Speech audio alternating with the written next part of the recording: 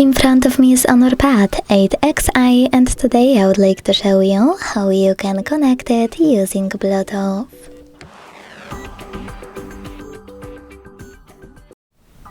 Begin by opening Settings and clicking on Bluetooth over here. Now you need to use gray switcher at the top right corner right next to Bluetooth feature to activate it, and wait for available devices to show up. When they do, click on the one you wish to connect to. Select Pair in the pop-up or click on Allow access to your contacts first and then hit Pair. Either way, after doing that, you need to wait for the other device to accept your connection request. As you can see, after a couple of seconds, mine was successfully connected.